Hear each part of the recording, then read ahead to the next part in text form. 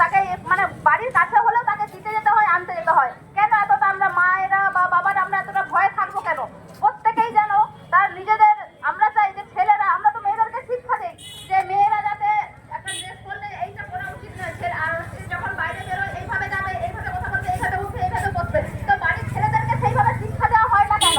যে বাড়ির ছেলেরা যাতে যে তার মা হোক বাবা হোক তারা বলবে যে তোমার, আমি যেমন মা, আমি তোমার একজন নারী, আমি মা, কিন্তু বাইরের যত মেয়ে আছে মানে বিশেষ করে কোনো ছেলে এরকম সৎ সাহস নেই যে একটা আই বড় মাকে মেয়েকে মা বলে সম্বোধন করবে। সেইটা কোথায় ছেলেদের মধ্যে? সেইটা আমরা চাই যে ছেলেরা যাতে মেয়ে দেখলেই মানে তার মায়ের চাপ, মেয়েরা মানে তো মায়ের চাপ, সেই মায়ের চাপ ভেবে মেয়েদেরকে শ্রদ্ধা করবে, ভক্তি করবে বা তাদের কাছে মাথা নত করবে। সেটা কোথায়? আমরা কালী পুজো করি, দুর্গা পুজো করি, এত কিছু, এত কত কত টাকা ধ্বংস করে দিই, কিন্তু সেই মায়েদের প্রতি, সেই নারীদের প্রতি তাদের সেই মিনিমাম শ্রদ্ধাটুকু যদি না থাকে তাহলে এইসব পুজো করার কোনো মানেই হয় না।